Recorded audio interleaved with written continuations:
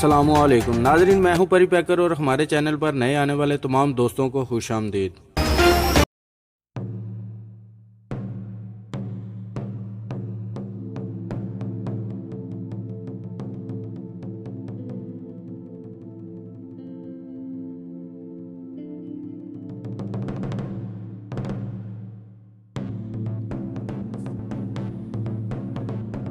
बीगे बादाम और गाजरें नवाब ऑफ कालाबाग मलक को मीर मोहम्मद खान की सुबह जिस्मो जान में तवानाई के खजाने भर देने वाली इन नेमतों से हुआ करती थी। नाजरीन, 26 नवंबर 1960 की सुबह भी नवाब के ज़ाती मुलाजम खुदा बख्श मामूल के मुताबिक इनके कमरे में दाखिल हुए। सजी सजाई सेनी यानी गोल ट्रे इनके सामने रखी और बाहर आकर सीढ़ियों पर बैठ गए। मामूल ये था कि नवाब साहब जैसे ही गाजर का आखिरी टुकड़ा चबा लेते मुलाजम को बुलाकर बर्तन उठा लेने की हदायत करते। लेकिन उस रोज़ मामूल में कुछ फ़र्क आ गया। उस रोज़ कुछ गाजरें और बादाम अभी बाकी थे कि ख्वाबगाह के बाहर शोर सुनाई दिया। पता चला कि नवाब साहब के दो फर्जंद दरवाजे पर खड़े हैं और कहे,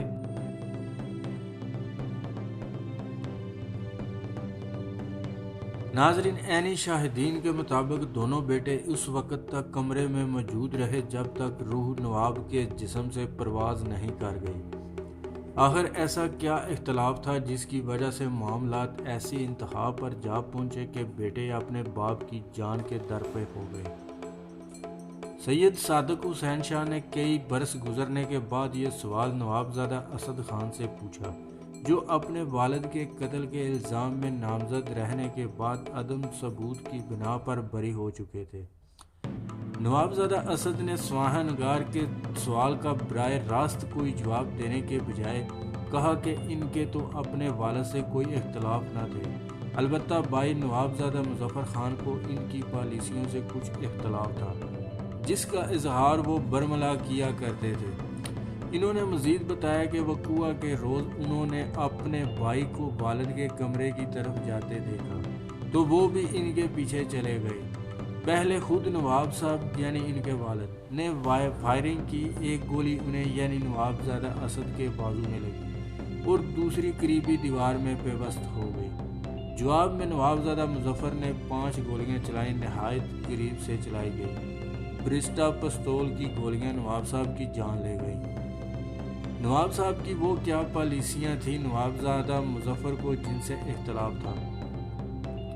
मुसन्नफ के मुताबिक नवाब साहब ने जिन दिनों पंजाब के गवर्नर थे, रियासत कालाबाग का तमाम तर इंतज़ाम इनके बेटों के हाथ में आ गया, जिसके नतीजे में ज़िला मियांवाली में जबर की फ़ज़ा कायम हो गई और नवाबजादगान ने सियासी मुखालफिन को ज़ोर ज़बरदस्ती रास्ते से हटा दिया या मुखालफिन को जान से हाथ धोने पड़े। नवाब साहब गवर्नर का मनसब छोड़कर वापस कालाबाग पहुंचे तो इस सूरत हाल को इन्होंने अपने लिए नाखुशगवार पाया। नाजरीन, अंग्रेज़ी अखबार दी नेशन ने अपनी एक तहकीकी रिपोर्ट में वरासत की तकसीम से मुतल्लक इख्तलाफात का भी जिक्र किया है, जिनके मुताबिक नवाब साहब ने कुछ ऐसे इशारे दिए थे कि वो अपनी जायदाद अपने बेटों को मुंतकिल करने के बजाय बराह रास्त अपने पोतों के नाम कर देंगे। यही इख्तलाफ था जो इनकी जान ले गया। ये शख्स जो यूं एक सुबह बेबसी के साथ मारा गया, कभी इतना ताकतवर था कि मगरबी पाकिस्तान में इसकी इजाज़त के बगैर पता तक नहीं हिलता था। ये शख्स सियासत में नहीं आना चाहता था, लेकिन ये देखकर इस ज़माने के वज़ीर आला नवाब इफ्तिखार हुसैन ममदवट अरकान असम्बली के सिवा किसी दूसरे को मुलाकात का वक्त ही नहीं देते, वो इंतखाब लड़कर इस असम्बली में पहुंच गए। लेकिन बाद में हुकूमत ने इन्हें वज़ीर बनाना चाहा तो इनकी अना आड़े आ गई। ये उस ज़माने की बात है जब सिकंदर मिर्ज़ा मुल्क के सदर और यूब खान स्याह सफ़ेद के मालिक थे। बैरून मुल्क जाते हुए सिकंदर मिर्ज़ा से कह गए कि नवाब ऑफ कालाबाग को मरकज़ में वज़ीर बना लिया जाए। ये पेशकश इन तक पहुंचाई गई तो कहा, मेरे लिए ये मुमकिन नहीं कि टके टके के मेंबरान असम्बली के सवालों के जवाब दूं और बात बात पर जनाब स्पीकर की गर्दान करूं। تاہم ایوب خان نے اقتدار پر قابض ہونے کے بعد انہیں گورنر مغربی پاکستان بننے کی پیشکش کی تو اسے قبول کرنے میں انہیں کوئی تعامل نہ ہوا۔ یہ منصب ان کے مزاج کے مطابق تھا، کیونکہ انہیں یہاں کسی کو جواب نہیں دینا تھا، سب ان کے سامنے جواب دہ تھے۔ پنجاب کا یہ جدی پشتی جاگیردار اقتدار کے وان میں داخل ہوا تو اس کے انداز بڑے جداگانہ تھے۔ انہوں نے پابندی عائد کر دی کہ خاندان کا کوئی شخص بھی گورنر ہاؤس میں داخل نہیں ہوگا۔ ایک بار کوئی سفر درپیش تھا، صورتحال کچھ ایسی بنی کہ ان کے ایک صاحبزادے کو ان کی گاڑی میں بیٹھنا پڑا۔ انہوں نے پچھلی سیٹ کا دروازہ کھول کر والد کے برابر بیٹھنا چاہا تو انہیں وہاں سے اٹھا دیا اور کہا کہ یہ جگہ ملٹری سیکرٹری کی ہے، تم اگلی نشست پر ڈرائیور کے ساتھ بیٹھو۔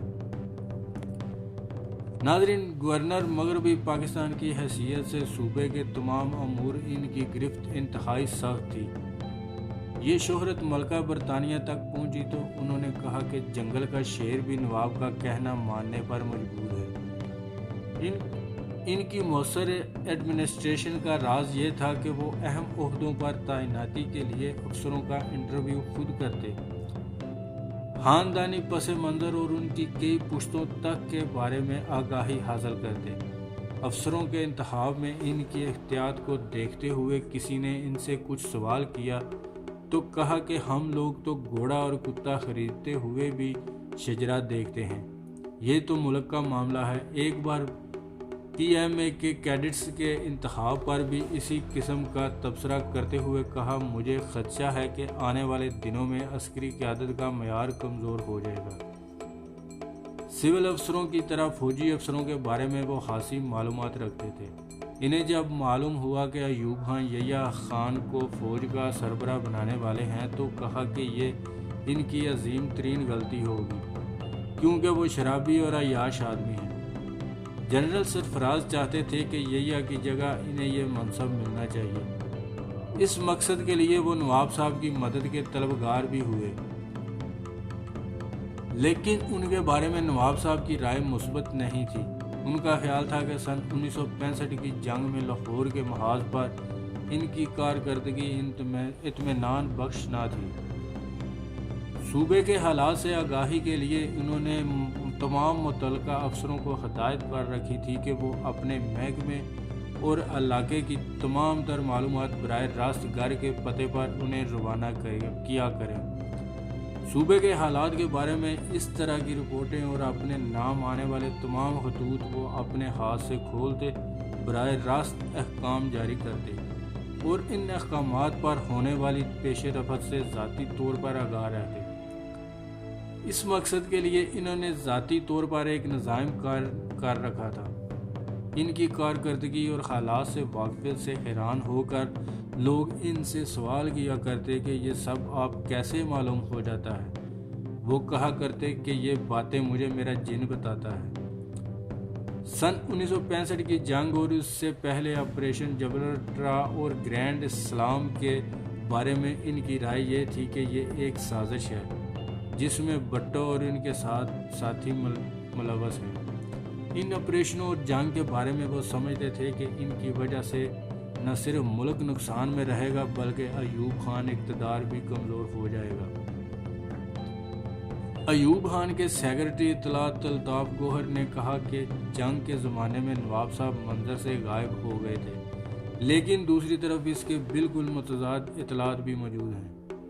ان کے سوانح نگار نے جنرل شیر علی کے حوالے سے لکھا کہ ایک بار وہ ہیلی کاپٹر میں جنگی زدہ علاقے کا دورہ کر رہے تھے کہ زمین پر انہوں نے ایک سویلین کو فوجیوں کے ساتھ باتیں کرتے دیکھا۔